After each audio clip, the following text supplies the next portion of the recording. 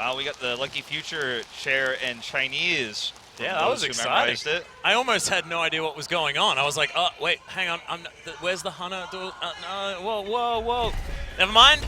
Actually is in Chinese this time. So everyone sticking to it. Cloud9 Kongdoo not getting a large amount of cheers though, Wolf. Yeah. So showing that we do have a large majority of Lunatic High fans in the audience. That is certainly true. There's been a recent controversy regarding some of their members as well. I'm not going to name any names. Those who follow the scene will know. Would you say that they could have been boycotted? Is that what you're saying? I'll give you that one, yeah. Yeah, thanks. Well, it looks like we are going to see Far Mercy on both sides here to start mirrored compositions. 177 on the Mercy here, her most famed hero in China. She's very famous in China for her Mercy. And it will be Z9 Max covering for Godv here on the Pharah. Yep. Moon, understandably, is going to be on the Tracer here as well. The lone DPS is... Yeah, Xiaobai is just going to go by very, very quickly. Rascal just pops down and gets rid of him. And this means Cloud9 Kongdoo with so much strength to start this one off. And as we unlock this one, Quartermain actually able to take down Moon as well. Really good retreat by Lucky Future, not losing too many members there. 177 actually living through a lot of that damage, will actually be closer to the res. Birdwing looking for a cheeky catch here on the respawns. The problem is just that they're getting pressured basically back to their spawn this entire time. Cloud9 holding high ground almost everywhere. Just not really giving Lucky Future an opportunity as Xiaobai once again going to lose his life, and Birdwing just doing whatever the heck he wants. Feels like he barely even needs to snap back at all. Oh, missed the melee. Yeah, doesn't find the melee as the leap is going to be able to get him out of the way. But Lusa does eventually fall down. We got to be really careful with how we pronounce Lusa, by the way. Because it's going to sound like he's either more loose than something else or he's a loser. And I'm like, phew, it's going to be a struggle. Yeah, maybe we should just call him Lusa. Well, I mean, at this stage, Lucky Future is building up some ults they can use to try to get the flip, but Xiaobai being picked consistently is a problem. And oh no, Lusa taken out here as well. Yeah, and Birdwing actually focusing on him to get that pulse bomb. The focus the Winston strategy has been working out so well in career. In fact, it's why Cloud9 Kongdoo were eliminated from Apex. Yeah, and it's people pointing fingers at Miro playing aggressively, playing his old predictable style as to why Lunatic High wasn't even able to make semis through their 0-6 against GC Busan. Yeah, Lucky Prophet Future also showing that, you know, if you focus the Winston, the front line goes, there's no barriers, and then you can get rid of the Diva. Okay, good. They have nothing. Good matrix here from Bug, finally actually preventing Birdwing from getting that pick there onto Lusa, at least for the time being. Lucky Future need to get towards this point, though, as Xiaobai once again going to get eliminated, and he's just been lone wolfing, honestly. They do make a desperate attempt to get to the point, but there is nothing going here for Lucky Future. Nice res does come in. The double as Xiaobai was in range as well, but Bedosen, he's going to be able to throw out the res. Rascal's going to continue throwing rockets as Lusa just going to get smashed off the edge. Quartermain certainly got his eye in. Waka Waka's looking on saying, I could have done that too. But Quartermain certainly looking good as we've got a self-destruct coming in. No one going to fall as the overtime is continuing. We've got about a quarter of the way through a flip here for Lucky Future, but there is a long road to coming back, and all the kills are going over to Cloud9. Rascal just playing low-town Pharah, and that is going to be Cloud9 Kongdoo with domination on Lighthouse. I want to talk about Xiaobai for a moment, because if you follow Chinese esports for a long time, and we're talking StarCraft, you want to talk about League of Legends, Here's the Storm, what have you, okay? At Chinese esports, aggro is the name of the game. They like to, you know, hide and look for picks. They want to be aggressive. And no doubt for him in China, that aggressive Lucio play gets him a lot of boops off the side. Play works for him well in terms of solo queue and things like that. He's a fantastic Lucio player. But as soon as Cloud9 Kongdoo identified his aggressive positioning, he was the target every time. And then it was, as you say, Birdwing trying to kill Lusa. Those two heroes are gone, and unfortunately, Z9 Max just isn't going to be able to do enough alone to win the fights in terms of, you know, no front line. How can they get in on the point? Well, we did mention that, you know, here on Well might be the opportunity for a Roadhog. Not going to happen, as we're going to have mirrored comps once again. In fact, exactly the same as on Lighthouse, as Rascal once again reigning terror. See whether Max is going to be able to actually challenge him from the sky here this time, as Rascal not going to find that concussive as the barrier was there. Oh, Max is in trouble. Oh, the body shot. Fantastic play here from Rascal. Yeah, that's some incredible accuracy. 177, no opportunity to heal him up, as now Bedosen just happily saying, all right on your coattails, Rascal, you're looking good, my friend. With very little damage done to Rascal comparatively, Bedosen is again behind 177 in terms of res percentage. Void protecting in the pharmacy battle here in the sky as well.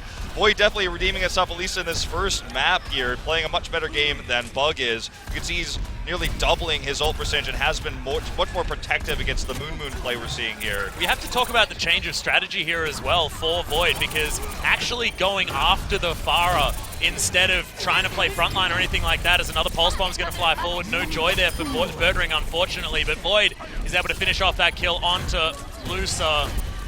And this is honestly just a much better looking Cloud9 in a lot of ways from what we saw earlier, but 177, good res. Xiaobai once again going to fall. Rascal dies, immediately gets rezzed. And Bedosen, this is like the duo in your, competitive match right now. They're just like keeping each other alive. And Quartermain once again having a great time, as we're not going to have any more bugs. To be frank, I don't know if Lucky Future got more than 2 kills this round. I know Xenon Max got 1. That's the only one I was able to see. They got the double res. You can see that in the kill feed, but everything else has been painted blue. Moomin does hold on to this pulse bomb. He's already chased here. Might have to recall early because of Bird Ring. They're going to duel here for just a moment. They need to get into position to try to use their ultimates to secure this point. No res available is a problem. Yeah, Fisher is going to jump on top of Moon. No opportunities as Rascal throws out the barrage. He actually survives for a long time, but it's Max with the counter barrage from right behind him that is going to be able to lock down the kill on the Pharah. Can they get any more on the side of Lucky Future? They need to try and get a flip, as it does go up about a third as far as tick percentage, but we're at 90% here once again for Cloud9 Kongdoo. It hasn't been any contest so far, as we're at 95%.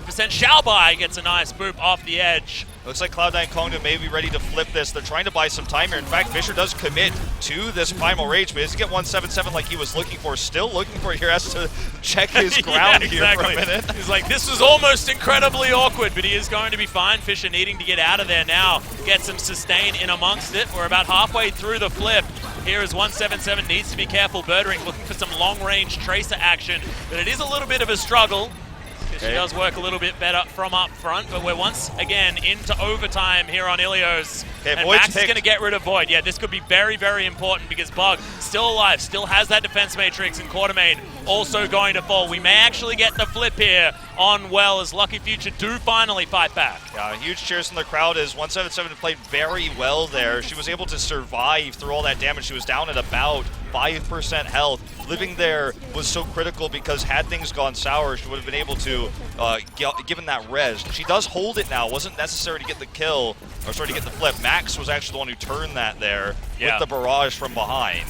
Nice kill onto Quartermain there as well at the very end. So just good play from Lucky Future, who seem to be getting their eyes in, as Max once again throws down a barrage, but doesn't actually find anything. I wonder whether that was Void with a well-placed defense matrix. Void trying to get the air kill there with the self-destruct, unsuccessful, and now... No. Yeah, this is a disaster for Lucky Future. Their whole front line just getting evaporated, and then 177 and Xiaobai immediately falling down afterwards. Rascal with a barrage. And this should be a pretty easy flip now for Cloud9 Kongdoo, going back into overtime. And Lucky Future may not even make it here. It's only going to be Lusa able to get onto this point, as it's going to tick down, and that's going to be that. Ilios going over to Cloud9 Kongdoo, but thankfully some percentage actually getting on the board here for Lucky Future. Just better coordination overall on the side of Cloud9 Kongdoo. Mechanically, they are the better team. The coordination was better, and Rascal played the better Pharah, to be frank. Sure, he did get caught by Max that one time. That was the one time they got the cap. They were able to snowball that. And I will say 177's Mercy play is as good as it is famed. She was able to hold on to that res. She stayed alive a lot there, but the problem was that they were just never able to really get into a position where they could get an advantage on the res. She couldn't get into a position to make those reses happen, because the tank line was always gone. Lusa was usually the first to die in this second round. It wasn't Xiaobai this time.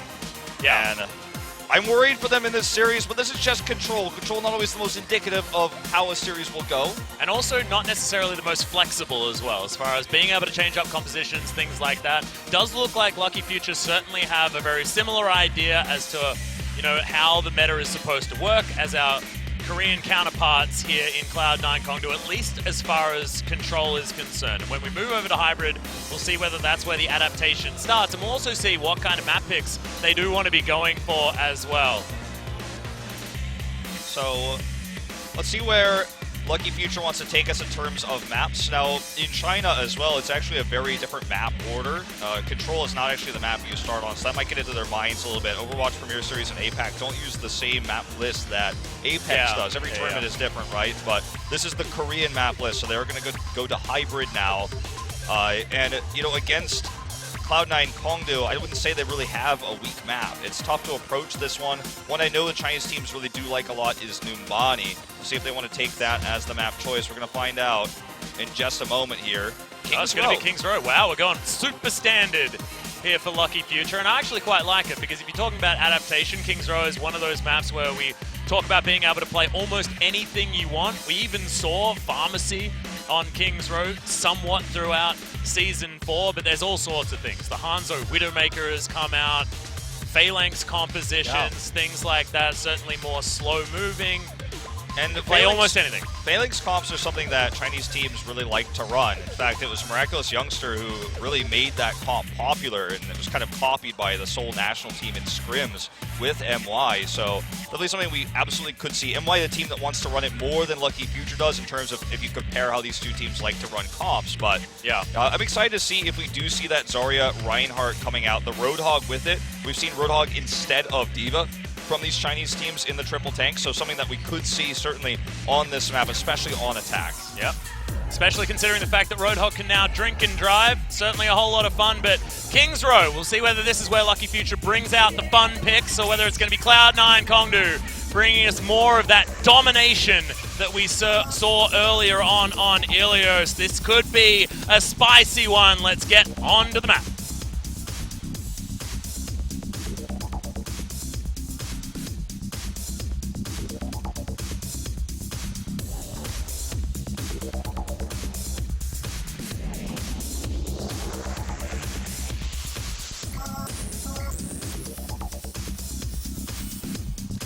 So we have a Rascal headset problem at the moment. Actually, right before we went into game, his headset stopped working. So that's not so we're good. Going to take a little break here, actually, before we jump into the game. Okay. We're going to hop back and just keep talking about King's Row for a little bit longer, because I personally think that we didn't get enough time to adjust and discuss, because, you know, does anyone really know what a Phalanx comp actually is? I mean, I remember we had the discussion of, like, what we should call this type of composition. And I was like, I don't even know what a Phalanx is. Wolf, please explain it to me. All right, so the Phalanx comp is a comp that was designed to run Zarya and Reinhardt in the front line. You basically push towards point A with the Junkrat as your DPS. We have seen it with Hanzo as well, and more recently McCree. But you kind of have one DPS moving forward with the push. It's not a Tracer comp, and you can skip Lucio. You can run Ana instead in some of these compositions as well, where you basically just shove the cart forward, staying on top of it as a six-man group. And what a Phalanx is basically you have a setup of defense where you have spears sticking out of shields, so it's very difficult to attack into the shields. The spears stick out and damage the attacker. 300, you know, it's like the defending spot. Right. So in this case, you kind of march forward like a turtle that's got a spear sticking out of it. And that spear was originally the Junkrat. If you guys watch the World Cup, you know that the Korea national team used this strategy to dominate the group stage without dropping a single map. We thought it might be adapted in Apex afterwards. We only saw it really a few times throughout Season 4. Did not see it in the Grand Finals either. And it was a King's Row specific strategy for a long time, but now we see in China it used on other maps as well, especially Miraculous Youngster in the Grand Finals of Overwatch Premier Series, running the Roadhog Zarya Reinhardt with solo DPS Soldier on Volskaya, for example. Again, not sure if we'll see that from Lucky Future. It's not so much their style. And I wouldn't necessarily even say that style is Phalanx, but it's that style of running the Reinhardt and Zarya that kind of started this revolution, especially in China, as to how the meta would change. Moving in China away from Genji, they moved towards that kind of tank style, whereas in Korea, we moved towards the long-range hit scan style. So two kind of branches off of the Tracer Genji meta. And of course, also trying to incorporate a little bit more Doomfist as well as we headed into Season 4, because Season 4 was a little bit confusing, because at the end there, when, you know, the Seoul Cup Team Seoul, were actually using that Phalanx composition. It was before Doomfist was even an option, and then he really messed that one up because he gets to punch all these big tanks out of the way, and then things are a problem. But we have fixed the headset issue. So, ladies and gentlemen, let's hop over to Kings Row to get map number 2 underway.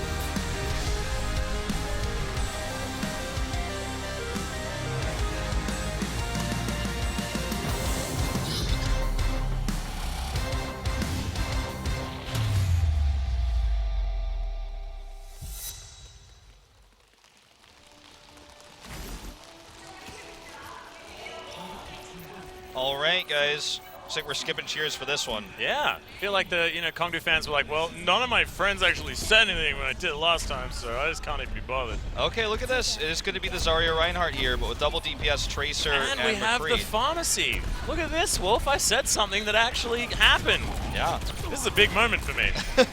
There's Moon actually taking a lot of damage, but does get a grenade to keep himself there. And this is the Phalanx comp as well, just like you mentioned. So we're both prophets. Feeling fantastic as we get into this one. Moon looking for the flicks, but not exactly finding anything as he's very far forward. And Quartermain, the first one to get rid of... Oh, that flashbang was so well predicted onto Birdring, evening out this trade as he grabs another kill. Void's mech is going to fall. But Rascal still up in the air, still able to get the work done. And Max is actually there with the Pulse Bomb onto Fisher to get stuff started. You mentioned the fact that we don't necessarily have dedicated players to certain... heroes when you come from China, so Max is going to be the one on the Tracer this time around. It's actually pretty cool because it shows that Max can flex to the Tracer. Moon normally is only Tracer, but it's basically Z9 Max is subbing for Godby, who's not here in Korea. He's not on the roster. Is that the Godby as well? The Godby that's played almost every esport ever? I don't think it's that Godby. Okay. I mean, it could be wrong, but I don't think so. But either way, like, he normally would play the long-range hit scan, so Moonman showing some great McCree. That's promising for Lucky Future because he's almost permanently on the Tracer, so then being able to have this flexibility in terms of DPS is quite fantastic. Wasn't enough to stop the capture, of course, but... Yeah, and that was actually a very, very quick one there from Cloud9 as well. So once the initial picks came out from Lucky Future, they couldn't really deal with the support tank composition.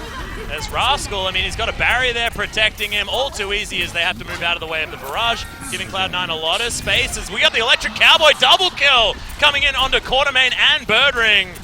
Now Lucky Future able to regain control. Flashbang was unnecessary, but that's because everyone's dead. So I'll give that one to you, Moon. This guy looking good. That was fantastic coordination there, and just punishing the fact that Cloud9 Kongdoo attempted that risky backside barrage, which really didn't do as much damage as they would have liked, despite the extra protection there. Put them in a vulnerable position for that Electric Cowboy, as you said. Z9 Max gets Bedosian here. Oh, he tries to fly away. Here, have my Pulse Bomb, Rascal. But no, Bedosian unable to kill his teammate, and it's Max just getting the pick onto the Mercy. Able to get his way out to safety here as well, but it doesn't really seem to be working out too well here for Lucky Future, as Moon's going to get jumped on by Fisher, and yes, they're getting picks, but Cloud9 Kongdoo just chilling on the payload, continuing to run it straight down this street space. But Ocean able to come back as well, gets the res onto Rascal, as Xiaobai does manage to get the snipe off onto him. But Void, once again, with a well-placed self-destruct, able to grab a kill with that one as Bug out of his mech and out of his life. It doesn't make any sense, but yeah, I mean, still is the thing that happened. It just felt like Lucky Future trickled in a little bit there, trying to contest the point, and as a result, we'll actually get staggered respawns here. They will have one more opportunity to use this Primal Rage potentially to delay this capture here to contest, but Birdring just sniping on the high ground. Yeah, and able to get in the right position there as well as Xiaobai. He's going to get taken down, and now we got spawn camping going on. Okay, 177 on the Lucio this time. He's going to head back into spawn. We've got a Primal Raging Fisher right up amongst it. And guys, get back to the payload. What the heck is this? Yeah, got to keep that one moving. want to go full solo queue, but this has been a pretty stomp match, to be totally frank. Listen, yeah. I mean, 177 has died so consistently. She's not even up to half of her sound barrier at this moment in time, 40% currently, as Birdring is just looking for a potential pick here, this time on the low ground. Coming in coordinated with Void. Lusa the target. He is biotic grenaded. Yeah, we've got a barrier coming in here for Lucky Future as well, just trying to keep the backline alive, as now Lusa does have the nano boost. And we got a triple kill on the Deadeye once again. I mean, the nano knocked down on him, everyone focusing on Lusa, and then the Deadeye comes in, gets the triple, and Lucky Future are able to answer back. We've got a large amount of time, though, for Cloud9 Kongdoo to make their way back in, but the position of the payload is good for the defending team. Defender's advantage here on King's Row at this position. It's very strong. It's very important, too, that they actually control this area so that it's tough for Fisher to get on that high ground, for Rascal to control long-range hit scan. So Yushen Shen 177 very close to that sound barrier as well, actually getting a lot of these snipes. So he is going to have that. Trying to heal people up, but the double kill doesn't get around the corner enough as the self-destruct flies forward, and now Void Defense Matrix is here, keeping everyone alive. That might actually just be the cap. They just didn't think that was going to fly that far forward, and it just got around the corner. That's the cap. 3 minutes of time bank. If that was a driving lesson, they got 10 points for parking, because Cloud9 Kongdoo just drive it all the way up, slow and steady, settle it right down. And this is one of the real dangers when going against a Korean team in basically any esport ever, Wolf. It's that Lucky Future were able to get picks, they were able to get kills, but it's translating it, and that's what Cloud9 Kongdoo have demonstrated so well, especially on this King's Row. Now with a huge time bank of about 3 minutes, it's just that they get the picks and then move things on. They get the staggers, and they make sure that payload is continuing to pay dividends. If we can really point out one thing I feel like Lucky Future is doing well, I think it's punishing a little bit of showboating or a little bit of overextension, whichever way you want to call it, for Cloud9 Kongdoo with Moon's Deadeyes. When they drop down the nano, he's been in position to get doubles, triples. That just does not happen really in Korean Overwatch. So Cloud9 Kongdoo is probably like, ooh, kind of messed up there. Yeah, I see Deadeye's going out, and I'm like, oh, no one's going to die from this one. Zoning Deadeye every single time. But, like, Lucky Future has shown they want to run that. Zarya, Reinhardt, didn't work. They got kind of countered by the Far Mercy there that flew over the shielding, which has been kind of the Korean response to that composition many a time, even though it was kind of a blind start for Cloud9 Kongdoo. They've done their research on these Chinese teams. Yep. And so for Lucky Future now, I think they might just try to kind of copy what they did last game, what Cloud9 Kongdoo did in the previous set. Run Far Mercy, as this is just a little bit silly. I think this is really cool. I mean, they're giving us a game before the game's even started. Indeed. We got the 3v3 to begin it all off. Rascal is prepared with long-range hit scan to deal with the Pharmacy. And they also have Bedosian on this Zenyatta, which can help shut that down. I like the idea of the double snipers. Here with Xiaobai on the Ana and then Moon heading over to the Widowmaker, but not going to be a thing as someone needs to play Tracer. Indeed. So Z9 Max going back to the Far Mercy here with 177. Yeah. Our female player being the pocket Mercy. And her Mercy did actually look a lot better than her Lucio, so we'll see whether this is going to give her the comfort that they need in order to be able to get a quick take on the payload here to start things off on point A. But at the minute, she's just going to get taken down. Birdring gets the snipes and actually able to take down Lusa at the same time. So this is a disaster. Cloud9 going to hold off the first attack from Lucky Future pretty easily. We'll see whether it means a switch up of composition here for Lucky Future or whether they just try it again. The old ram it back down strategy. Birdring looks wholly uninterested while he dominates this team here. All right, we're going to see another approach here. Very close to that barrage, in fact, is... Or actually, no, he's not quite as close as I thought. I misread the ult there. It's only halfway there, so not quite as close as I thought. 4-8-4, Wolf, come on, man. I was also going to say that 177 is very far from a res, so this is not going to be the push to win it. Well, Deadeye comes in, but he's not actually able to line anyone up. This is the Korean Deadeye that we're used to seeing. Oh, Xiaobai. In trouble off to the end there, but Rascal not going to be able to find that kill just yet. This Moon able to get out of the way, and this is a little bit embarrassing, to be honest. Oh, finally, some shots actually landing.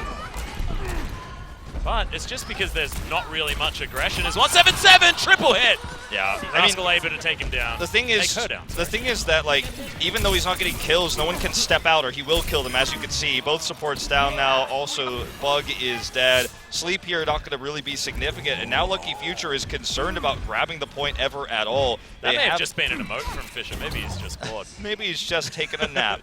But Cloud9 Kongdoo has ult advantage here still. The res is going to be how they flip this if they can get it. It's going to be so difficult. They have Barrage as well. I think they need to all in onto this, get a good res. 177 cannot die, or this is going to be a bad time. Yeah, Moo getting in amongst it as well as they are on this point. We've got a Nano coming out, so it's a big monkey here for Lusa, and Fisher's able to take down Xiaobai. This is a huge problem as Cloud9 Kongdoo once again going to wipe the floor with this team. They lose the mech, they lose the Winston, and there's just no opportunities for them to get anything done. Staggered kills coming in here at the same time. Could not get the res over the side. Yeah. The mobility that she has, of course, is tethered to using her allies, and of course this is not and when they die, Mercy. It's a problem, right? Yeah. When her allies die, she wants to get in and res them, but if she's not given the opportunity because of good zoning by Cloud9 Kongdoo, it just doesn't end up being worth trying it. She holds onto the res. They are going to get the Primal Rage and the Self-Destruction. If they can't flip it with this, it's going to be a pretty bad position here for Lucky Future. Only have 70 seconds left. They have the Barrage. Look at the positioning here. Again, Void has been so good this game. Yeah, he's been fantastic. Look at that, on top of him. Just has it, and that's going to be a very, very dead Z9 Max. As the double res does come in, as Lusa once again going to be able to get some work done, and Bug gets rid of Rascal. So not a lot of DPS remaining here for Cloud9 Kongdoo, but it's been the front line, it's been the support that's really kept them in it, and that sound barrier is also going to help out. Fantastic Primal Rage timing. Keeps Fisher alive as he's just going to dance around this. And we've got 40 seconds to go, and Lucky Future look no closer to locking down this point A at all. We don't even have the first tick in just yet as Moon's in trouble. Rascal makes his way back in, and Luce is going to lose his life as Xiaobai's in trouble. The Deadeye just for fun as Rascal utilizing that quicker charge up on the ultimate. Came in a little while ago. The things that we're seeing from Lucky Future might work in China, it might work in the group stage of OWPS, but it is not going to work here. It was a very blunt attempt to try to burst through and get the res, and Cloud9 Kongdoo was certainly ready. They saved their ultimates, won the longer fight despite kills, and Lucky Future does not have any ultimates to use anymore. They're even going to switch to the Genji here, but already stunned. At least they got the kill on the Rascal. Yeah, good flashbang coming in there, but as you can hear, it's ticking down. We're going to have overtime coming in as at least Moon able to grab a kill back, but Birdring gets in the front line, takes down Lusa once again, and Fisher now able to get all of the work done that he wants. Xenomax going to go down, and now it's Birdring having a field day killing whoever he wants. Sound barrier is just not going to be helping here as 177 so far back just trying to throw orbs. Void at least does lose the mech, but there's just so many members of C9 here still available. Really nice shot there from Rascal to get rid of Xiaobai as well as the mech. Birdring takes care of the remaining pilot. Cloud9 Kongdoo should be able to get the full hold here on point A just to shore them up. Move to a game 3 very, very quickly. Thought it was going to be a relatively long day, Wolf, but it may not be as we're going to be heading towards our best of 5 relatively soon if this keeps up for Cloud9 Kongdoo. You know, when you watch a player like Rascal here, you might be thinking, why aren't they dealing with him? How is he able to get all these free hits? Why is he able to do this much damage? And it's funny because you can see a few moments where he looks back, but for the most part, he knows Void's got his back. All he's looking at, all he's focusing on is where are the heads I need to shoot. He doesn't have to worry about flashbanging a Tracer in the backline, or the Pharah that's attacking him, or even the Winston who's trying to get into the backline because he's got the protection of his front line, and Void killed it that round. That was insane. Yeah. I mean, Rascal, he's going to hit headshots no matter what. We know this guy is skilled, but that was allowed by good defense matrix usage from Void. He babysat his team so well, dealt with the barrage perfectly, and we were disappointed with his play against GC Busan. A different caliber of team, mind you, but still, his play tonight has been top-notch. Yeah, and it feels like we're getting the Void back from, you know, the regular stage of Season 3. You know, before the finals where Void didn't necessarily perform, but during Season 3, it was Void's heyday. That guy was an absolute diva god, and that was what we got a glimpse of here on King's Row. So fantastic to see Void in form on a big stage. Shows that he is getting rid of those nerves because it is something that he has struggled in a little bit. But we are going to go to a quick commercial break, guys. We'll be back with Assault very soon.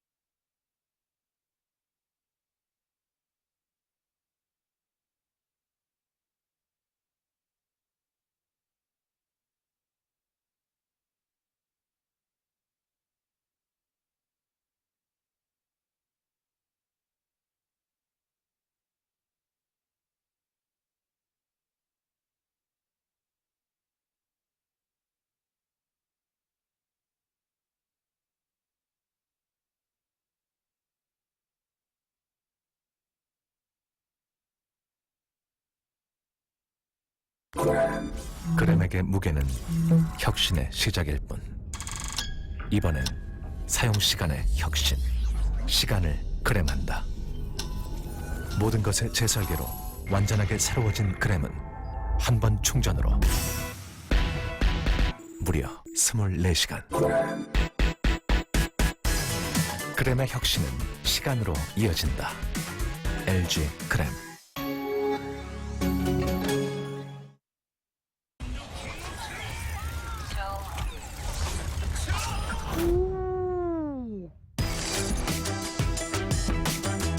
Game, record, and stream without compromise. 그램에게 무게는 혁신의 시작일 뿐. 이번엔 사용 시간의 혁신. 시간을 그램한다. 모든 것의 재설계로 완전하게 새로워진 그램은 한 번 충전으로 무려 24시간.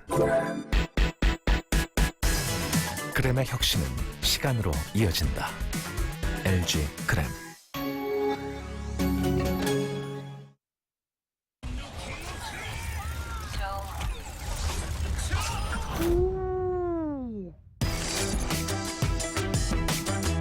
Game, record, and stream without compromise. 그램에게 무게는 혁신의 시작일 뿐. 이번엔 사용 시간의 혁신. 시간을 그램한다. 모든 것의 재설계로 완전하게 새로워진 그램은 한 번 충전으로 무려 24시간. 그램의 혁신은 시간으로 이어진다. LG 그램.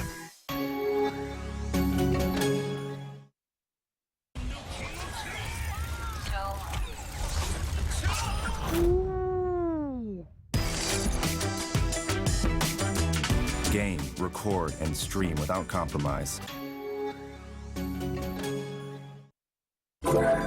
그램에게 무게는 혁신의 시작일 뿐. 이번엔 사용 시간의 혁신. 시간을 그램한다. 모든 것의 재설계로 완전하게 새로워진 그램은 한 번 충전으로 무려 24시간. 그램의 혁신은 시간으로 이어진다. LG 그램.